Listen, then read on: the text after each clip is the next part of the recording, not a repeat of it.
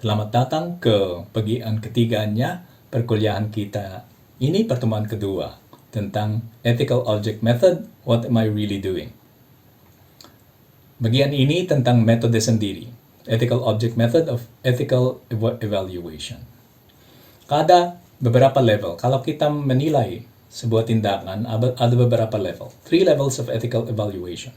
Ada yang microethical evaluation, personal level, mesoethical evaluation dari sudut pandangan organisasi atau kelompok, macroethical evaluation society-wide, yang paling universal, okay, dalam masyarakat. The primary level of ethical evaluation is the microethical level.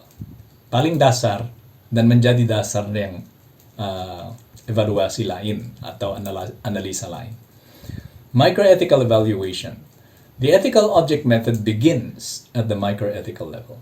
Kalau kita menilai sesuatu, harus memulai dengan microethical level. As we said in the previous lesson, the microethical level is the level of ethics where we reflect, react to our responsibility to our Creator and to ourselves. Maka yung microethics ito, level microethics, adalah tanggung jawab kita terhadap pencipta. Kalau kita percaya kepada seorang Sang Pencipta, atau kepada diri kita sendiri. Kalau kita percaya kepada diri, nah yang lain itu hanya punya dirinya sebagai standar. Okay. Tapi tetap itu tanggung jawab atas yang standar itu, personal. As also was mentioned, this level has deep roots. Akarnya level ini sangat dalam. Spiritual for those who believe in the existence of spirit, but also deep psychological ones, even for those who do not believe in the existence of a human spirit. Okay? Akarnya itu spiritual, khusus kalau memang kita percaya kepada yang spiritual, itu spiritual, sangat tegas dan abadi. Tapi kepada seorang pun yang tidak percaya kepada yang spiritual, secara psikologis ada akarnya. Kalau kita tidak menuruti ini, ada sesuatu yang rusak di dalam diri kita.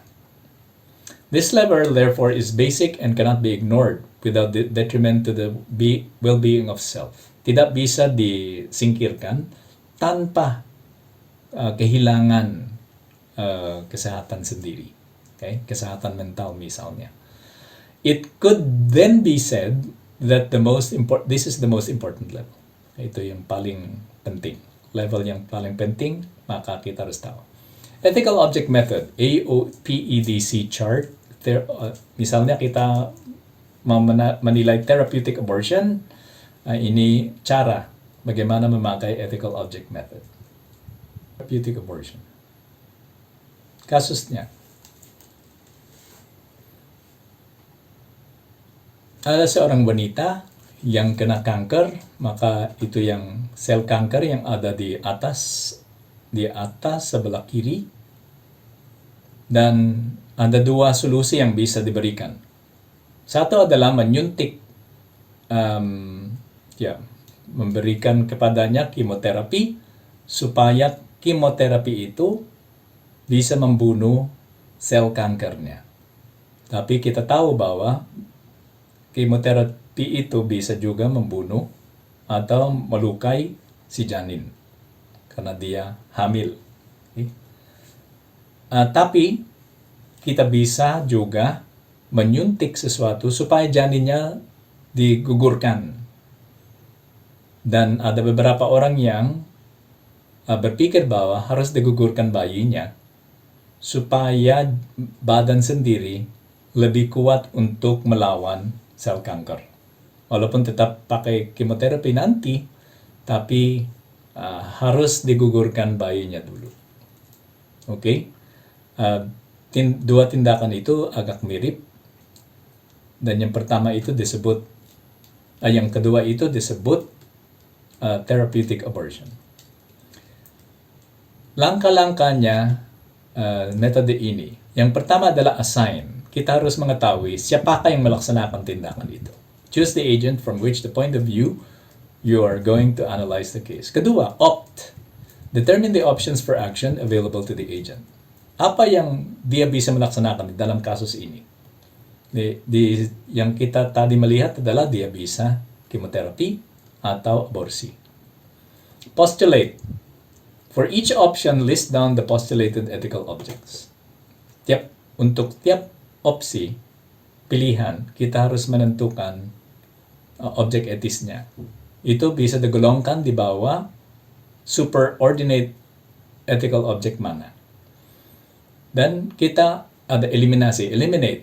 Ada beberapa postulated ethical objects yang tidak cocok dengan tindakan. Maka kita bisa melihat, itu bukan tindakannya. Dan itu dibuang. Eliminate. Yang kelima, determine. Determine the appropriate option based on the identified ethical objects. Yang antara yang tersisa, karena disebut sama dengan apa yang dilaksanakan, maka bisa mendefinisikan apa yang dilaksanakan. Kita harus memilih bagaimana, apa yang kita harus mau melakukan. Karena semanya sudah, sema pilihan itu sudah terlihat baik atau buruk. Dan kita harus memilih yang baik. Clarify. Clarify the parameters you use to postulate and eliminate. Supaya kita bisa dari dukungan atas pilihan kita itu, kita harus menjelaskan sedikit mungkin pilihan-pilihan kita. Aku memilih ini karena gitu. Aku memilih itu karena gitu. Nah, yang pertama, identify the agent. Assign. An action is an action of someone. Therefore, in order to correctly say which action was ethical or unethical, we have to specify from whose point of view we are considering the case. Okay? Harus specific. In this case, it would be different to analyze it from the point of view of the patient or the point of view of the doctor. Okay? Bisa berbeda analisanya kalau itu dilihat dari sudut pandangan dokter atau dari sudut pandangan si pasien. Assign. Okay? Maka di sini agentnya si dokter. Kita mau melihat dari sudut pandangannya si dokter, pakai itu baik atau buruk. Kedua, options. Options for action. The options are the alternative courses of action open to the agent. This is where the moral dilemma is found. Okay? Dilemma moral itu ada di sini. In this dilemma, at least one option seems bad and the agent would like to avoid that or those bad actions. Okay? Sejauh bisa dihindari, kita tidak kita menghindarkan tindakan-tindakan buruk itu. The determination of the ethical object of each option is key to eliminating the bad actions. Maka tiap opsi itu kita harus tahu superordinate ethical object-nya supaya kita bisa membuang apa yang buruk dan yang tertinggal adalah yang baik. If all the options are good, then we are left with several good options, then we can choose the best from among them. Kalau semua yang tersisa baik, maka kita bisa memilih yang terbaik antara mereka. The most ethical way of acting is choosing the best course of action for the agent. Okay? The best is not necessarily equivalent to the most effective therapy. Kadang yang paling bagus dari sudut pandangan etis, tidak langsung yang terapi yang paling efektif. Karena bisa saja kita harus melihat situasinya si pasien, kan? Kalau dia miskin atau dia bisa membayar atau tidak. If the most effective therapy, for example, is too expensive for the patient, then that might not be the best ethical choice. If all the choices are bad, kalau semua pilihannya itu buruk, maka dilema ini menjadi minus malum antara semua yang buruk, yang keburukannya yang paling sedikit, itu yang kita pilih. If there is an obligation to do something, then the agent will have to do the least unethical among those options. It is the lecturer's opinion that the minus malum case very rarely happens. Menurut saya, minus malum itu jarang, sangat jarang. At the very least, there is an option of not to do the act. Banyak kali ada pilihan tidak melaksanakan tindakan itu. Kalau semua pilihan itu buruk, ada pilihan tidak melaksanakan apapun terhadap tindakan ini. Maka agenda si dokter, opsi kita di sini adalah aborsi atau pakai kemoterapi. Possible superordinate ethical objects. Okay, yung postulate, superordinate ethical object niya man, apa? For each option, we have to see the postulated superordinate ethical objects ascribed to it. These are the hypothesized answers to the question, what is the ethical object of this option? What are you really doing when you carry out this option? Okay? Apa yang superordinate ethical object niya? Apakah yang kita sungguh melaksanakan dengan tindakan itu?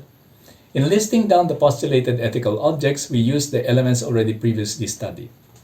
Ketika kita menentukan postulated ethical object or superordinate ethical object niya, kita harus tanya, action fisikanya apa? Finis operisnya apa? Apa yang defining essential circumstances yang mengubah? Maka keadaan-keadaan yang ada yang harus diperhatikan supaya kita bisa menentukan apa yang dilaksanakan. Okay, maka abortion itu bisa killing the baby, removing diseased tissue, okay, memotong apa yang sakit, okay, removing the pathogen, menghilangkan yang sebabnya penyakit itu, removing obstacle to healing, menghilangkan halangan menuju ke kesembuhan. Kalau itu terapi, apakah itu sama dengan membunuh si bayi seperti yang aborsi, atau killing the pathogen, membunuh sebab penyakitnya si wanita itu. Okay? Dan langkah berikutnya, eliminate. Semua yang buruk dihilangkan. Okay? Semua yang buruk dihilangkan supaya kita yang tersisa semuanya baik. The next step is to decide whether the postulated superordinate ethical object is indeed what is being done in the related option. Apakah memang sama dengan apa yang kita melaksanakan? We try to answer the question, is the postulated ethical object, superordinate ethical object, the same as we see in the option? Sama dengan chemoterapinya atau aborsinya. We first already eliminate all the postulated ethical objects that are not the same. Kalau tidak sama, dibuang. Okay, di sini. Apakah aborsi itu sama dengan membunuh si bayi? Menurut saya, ya. Masih termasuk.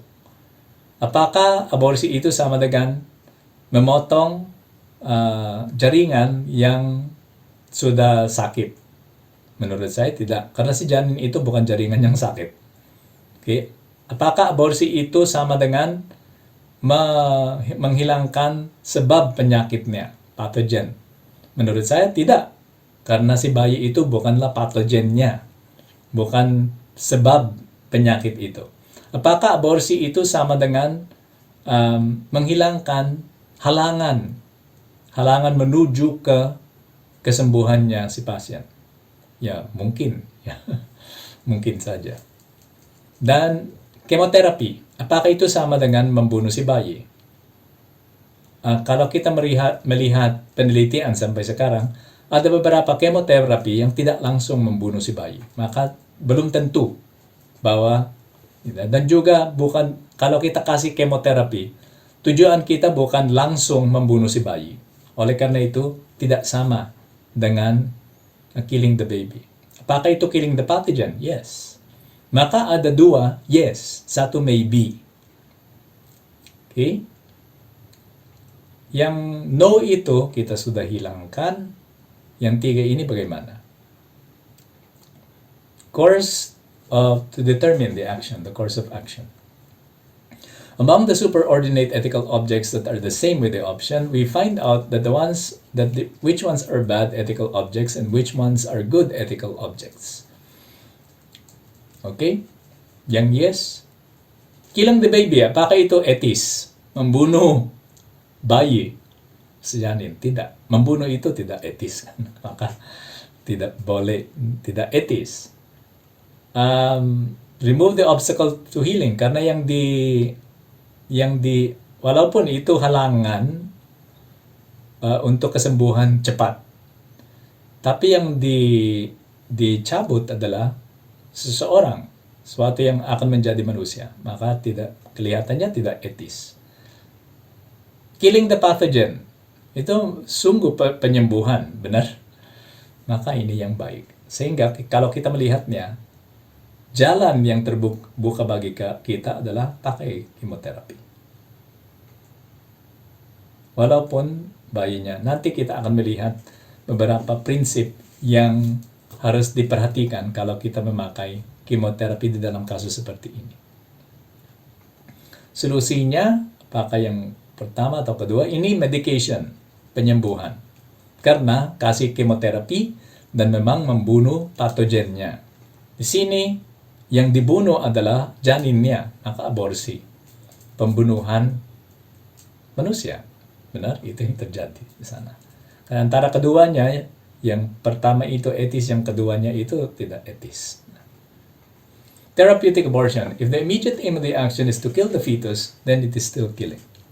Kalau tujuan utamanya dan terkandung di dalam tindakan itu membunuh, itu tetap membunuh. Tidak bisa diubah. Kan? If that is the case, then therapeutic abortion is not therapeutic at all but fatal. Okay? Walaupun disebut therapeutic, tapi itu bukan penyembuhan, melainkan pembunuhan. The application of medicine that primarily attacks the cancer cells will be therapeutic, even if, as a side effect, it could harm the fetus. Kalau kita kasih chemotherapy, memang itu pengobatan, obat yang dikasih. Kan? Untuk membunuh patogen. Okay? Bukan untuk membunuh si bayi langsung. Okay? Itu yang jadi efek keduanya. In determining whether an action coincides with a postulated superordinate ethical object, the ethicist has to examine it with a diligent and honest eye. Maka, untuk menentukan kalau itu sama dengan yang postulated, kita harus jujur dengan diri kita. Dr. Bernard Nathanson, who was instrumental in the legalization of abortion in the United States, changed his mind when he saw that the ultrasound images of the baby being aborted. Dulu dia berpikir bahwa aborsi itu membantu penyembuhan terapeutis. Tapi setelah dia melihat videonya seorang bayi yang diaborsikan, video yang diambil karena ultrasound, kan? Dan kita tahu apa yang terjadi di dalam rahimnya si ibu waktu ada aborsi. Waktu dia melihat itu, dia sudah tidak setuju lagi dengan aborsi. Oftentimes, when the debate is only in words, we get a clinically sterilized concept of the thing that we are about to do. Okay? Kalau isemanya itu kata aja, tidak terlihat tindakannya sendiri, bisa saja kita salah pilih, kan? Karena salah ngerti apa itu. But there are actions that are really dreadful when we look at them carefully and not from the point of view of our personal advocacy. Kita harus melihatnya secara jujur. Itu baik atau buruk. Clarify. Langkah terakhirnya, setting parameters. Once a solution is obtained, we can write down the assumptions. Asumsi-asumsi mana yang kita ambil sampai kita membuat kesimpulan itu.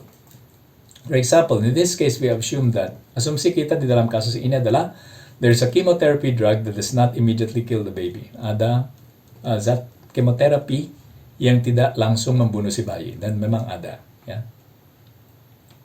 Ini yang dari ini abstraknya artikelnya.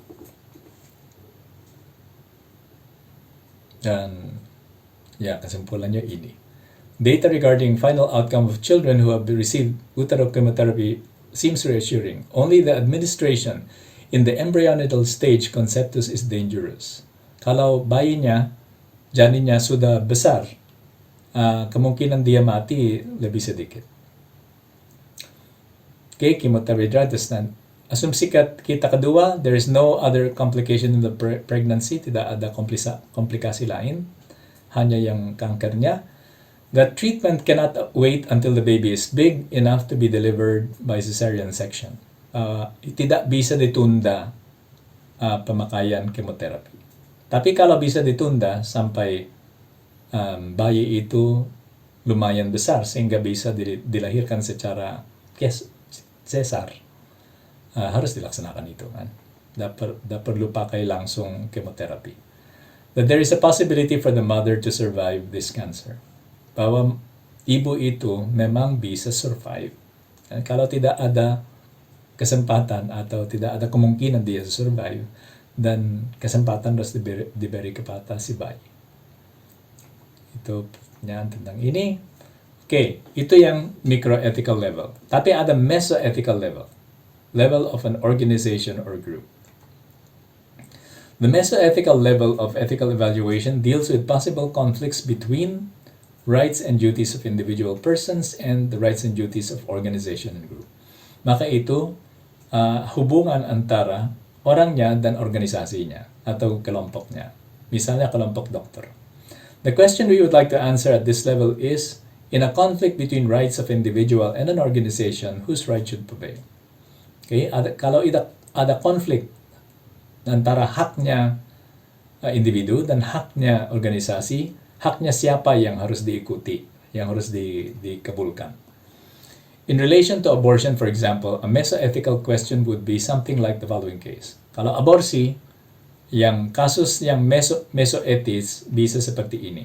In a certain hospital, the medical personnel are required to do abortion. Kalau di dalam rumah sakit, melaksanakan aborsi itu wajib bagi semua dokter, maka ada masalah etis, mesoethical. Okay? Otherwise, their contracts will be rescinded or not renewed. Kalau mereka tidak melaksanakan aborsi, maka mereka kehilangan kerja, dikeluarkan dari rumah sakit itu. Mary is a nurse at that hospital and her personal belief is that abortion is equivalent to murder of a defenseless human being. Misalnya, kalau Mary, seorang perawat di sana dan menolak aborsi, ini chartnya, dua POSEC chart. Agent, action, perceive SEO as superordinate ethical object, kan? SEO itu superordinate ethical object. Options, superordinate, identify the superordinate ethical object, evaluate, clarify. Mirip dengan yang microethical. The agents, Mary, the nurse, hospital authorities. Action, assist in abortion procedure. Kalau itu Mary, diminta membantu di dalam aborsi, dan hospital authorities to require Mary to assist in abortion procedure. Maka mereka mewajibkan si Mary. A superior ethical object of the action according to each agent. Menurut Mary, berpartisipasi dalam aborsi itu sama dengan membunuh. Menurut rumah sakit, itu sama dengan memberi pelayanan kesehatan di dalam rumah sakit. Yang mana yang benar? Maka option for Mary. Si Mary itu bisa memilih menyetujui aja apa yang diminta. Atau membantu di dalam prosedur tapi secara material, walaupun dia tetap tidak setuju, tapi karena dia terpaksa, maka dia membantu karena terpaksa. Atau reject, quit the job in the hospital, atau meninggalkan kerjanya di dalam rumah sakit itu. Atau yang keempat, reject assignment but stay in the hospital. Menolak tugas itu tapi tetap tidak resign untuk membela advokasinya. Kalau dia mengikuti aja, itu sama dengan murder of the innocent. Maka dia membunuh bayinya. Kalau itu secara material, karena dia terpaksa, forced material cooperation in evil yang akan dijelaskan nanti. Yang ketiga, reject of assignment, pindah pekerjaan, avoid murdering the innocent. Itu yang superordinate ethical object-nya. Reject assignment but stay in the hospital, assert right of objection of conscience. Maka dia mau menegaskan haknya untuk menolak kewajiban itu yang diwajibkan baginya. Murder the innocent, apakah itu etis? Tidak. Kalau terpaksa, apakah membantu di dalam tindakannya aborsi itu karena dia terpaksa? Etis, boleh. Kalau dia perlu uang itu dari gajinya. Avoid murdering the innocent, ethical, etis juga. Assert the right of object of conscience, etis. Maka ada 3 pilihan bagi Mary.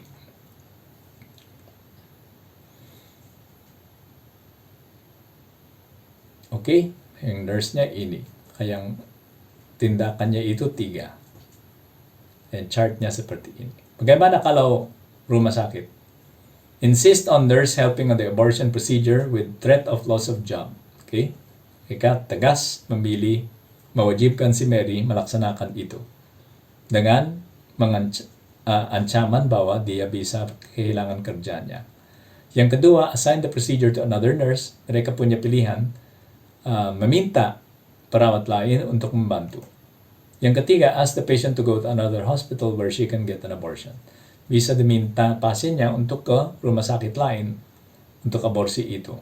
Kalau dia memang tetap mau menjalankan aborsi. Yang pertama itu adalah disrespect for the freedom of religion or conscience. Apa superordinate ethical object-nya? Tidak menghormati hati nurani niya seseorang.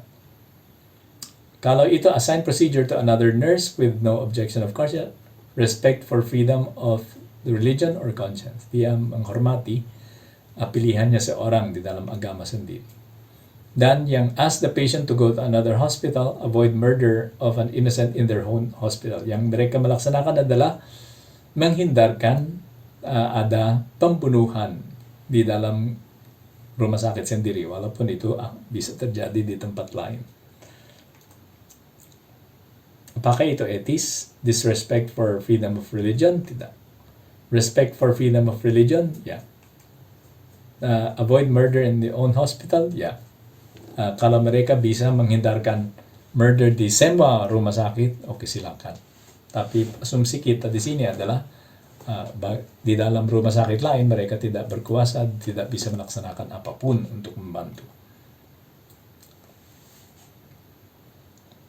Maka chartnya si hospital authority seperti ini, dia punya 2 pilihan. This is even better, yang ketiga itu even better than just respecting the freedom of conscience of the nurse. Okay. Now the macro-ethical level. Evaluation of the social effects of ethical action. The macro-ethical level assesses the ethical consequences of an action to society at large. Maka di seluruh masyarakat, bukan hanya individu, bukan hanya satu institusi atau kelompok, tetapi seluruh masyarakat.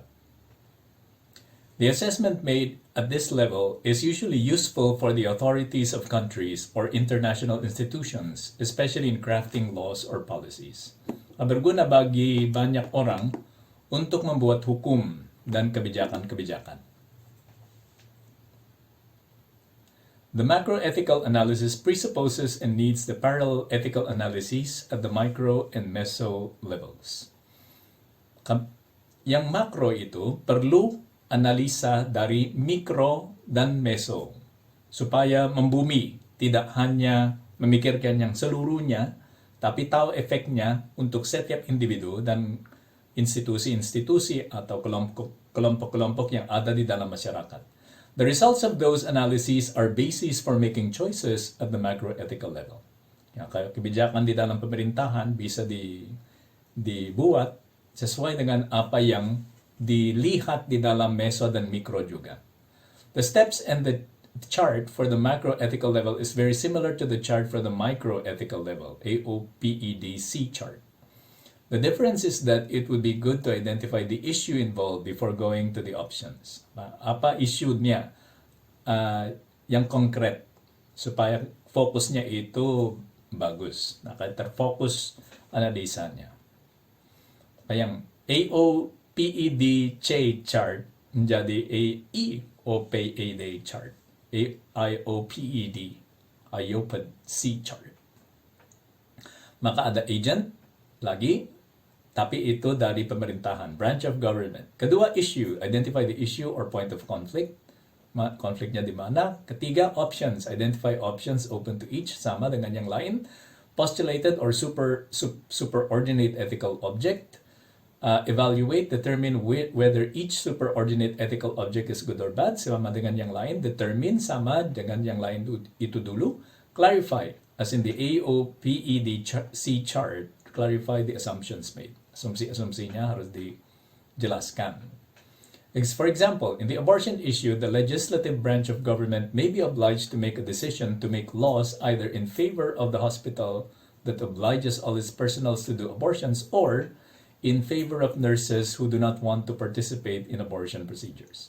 Pilihan niya ito, ang kebijakan niya adalah kasih hak atas rumah sakit untuk memaksa semua perawat niya membantu di dalam aborsi atau membela haknya perawat untuk menolak. Kalau ada perawat yang terlibat di dalam aborsi, dia harus terlibat dengan rela. Maka itu pilihan sendiri. The agent, lawmakers. The issue whether to oblige hospital workers to assist in abortion procedures or to allow objection of conscience. Maksudnya, objection of conscience ito adalah hak perawat untuk menolak membantu di dalam aborsi. Maka yang chart niya seperti ini, defend the desire of the hospital authorities, opsi niya ito, satu, or groups of people to oblige medical personnel, all medical personnel to serve abortions. Yung kedua, to defend the desire of some medical personnel not to assist in abortion procedures. Okay? To oblige all hospitals to require all their medical personnel to assist in abortions when requested. To ban all abortions together. Ini 4 opsi yang mungkin. Mungkin adalah banyak lagi, tapi supaya analisa niya sederhana, dalam kelas ini kita memberi 4. Postulated superordinate ethical object di sini, disregard for the freedom of religion and belief. Ito yung kalihatan niya terjadi di sini kan. Yang kedua, respecting the freedom and religion of belief. Okay, yung lawan niya, yung pertama. Ketiga, disregard the freedom of religion and belief. Lagi, tidak memperhatikan kebebasan kita untuk bertindak sesuai dengan agama kepercayaan sendiri. Dan stop the murder of innocent human beings. Kalau itu ban all abortions altogether. Nah, kita melihat, apakah itu etis atau tidak? Yang disregard freedom of religion and belief, tidak etis. Yang respecting the freedom of religion, etis. Yang disregard lagi, tidak etis. Dan stop the murder of innocent human beings, ya etis. Kalau kita menghindarkan pembunuhan. Maka yang no itu tidak diterima, yang yes yang bisa diterima, maka pemerintahan harus memilih antara 2 yes itu. Okay, clarification. Yang pertama ito, this supposes that refusing to participate in an abortion procedure does not do harm to anybody. Maka dengan menolak aborsi itu, perawat itu tidak membahayakan siapapun. Yang di sini, this supposes that abortion is murder. Okay? To ban abortions altogether. Maksudnya semua orang, mayoritas di dalam bansa atau negara itu melihat aborsi itu sebagai suatu pembunuhan. Maka, okay bagi mereka melarang niya 100% di dalam negara sendiri. However, this can be seen as forcing other people to believe in what you believe. Bisa dilihat sebagai sesuatu yang memaksa orang lain percaya kepada yang dipercayai hanya beberapa orang. Okay, itu harus dilihat lagi dalam situasi negara tertentu. Okay, end of part 3. Next are some principles. Okay, silakan melaksanakan quiz setelah bagian ketiga ini, dan setelah itu tolong menonton bagian keempat tentang beberapa prinsip yang dipakai dan sangat berguna dalam analisa etis.